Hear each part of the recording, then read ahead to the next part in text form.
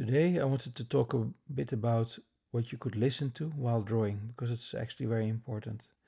But first, I want to comment on what you see here on the screen.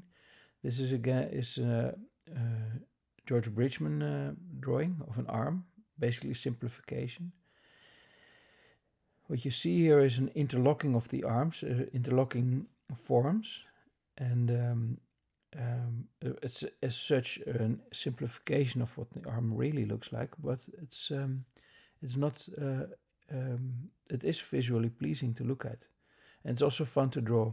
Later on, you'll see me traverse down, and it's just fun to draw these interlocking forms. And now to continue with what to listen to while drawing.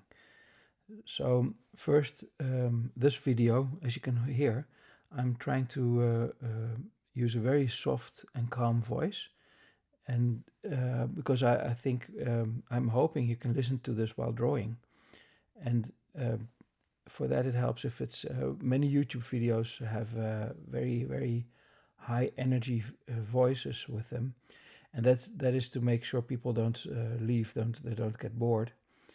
But in this case, it would just be nerve-wracking because the sound that you hear has an impact on what you're on your drawing. So it's very important to choose your soundscape around you wisely.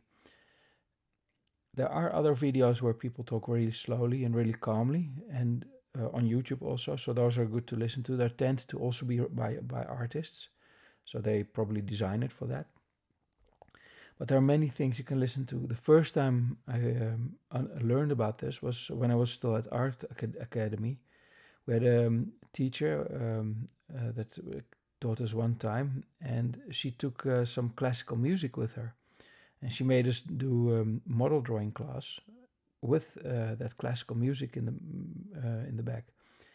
I think it was Matthäus Passion, and it was really useful to understand that in fact the music you hear in the background is very useful. But it's not. It can be many things. If you, many people like to work, to write at least, work in a coffee shop when they drink a cup of coffee. You hear all the noise, the background noise of people sitting and talking and bustling streets, etc. And for some reason, apparently, our brains need a certain part of our brain needs that distraction, needs to have sound that it can process, so that our brain that wants to be creative can continue to work in silence. So our brain apparently needs that. If it's very silent, that's also it can be disconcerting. It can be more fun to have the background noise that sort of it can help with working while working. That said, you can have the wrong type of music. For example, if you're writing, then you would probably not want to listen to a podcast where you hear lots of voices, because then it really interferes with the part of the brain that's trying to come up with words. And that might also be the reason it's not a good idea to listen to music with words. Unless it's a song you've heard very often or you don't understand the words, then you can listen to it while writing. But while drawing, you can listen to words. So, I noticed one time I was listening in on a Zoom call with artists, and they were chatting, and I was drawing along, and that's fun. It's fun to listen to a conversation, and and and you also have on YouTube. You have lots of places where you can listen to conversations. For some reason, it's also why in meetings we doodle.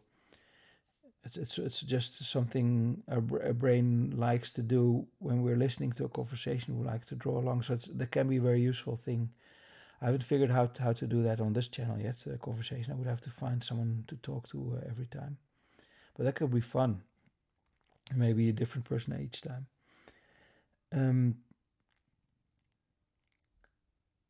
But there are many things you can. It's useful to think of the background soundscape also. If you're drawing outside, the sounds you hear will impact what you draw. It has an impact on your mindset basically also. So next time when you draw, when you're not listening to this video, of course, because I'm trying to design this so that it's fun to listen to while drawing, in this calm voice.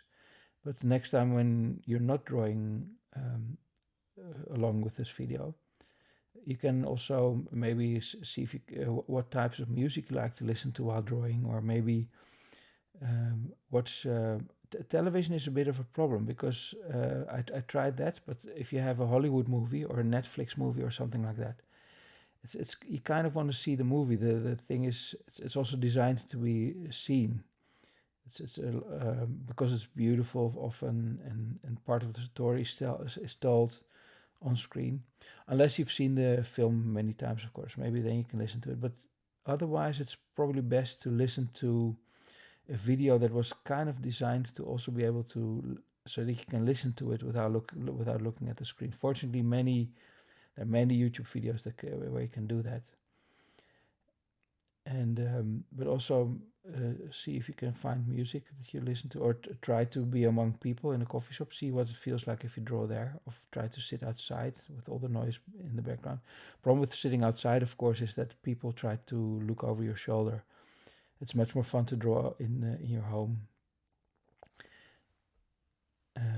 We are introverts. We like to be alone, but it's nice to have to listen to some other conversation.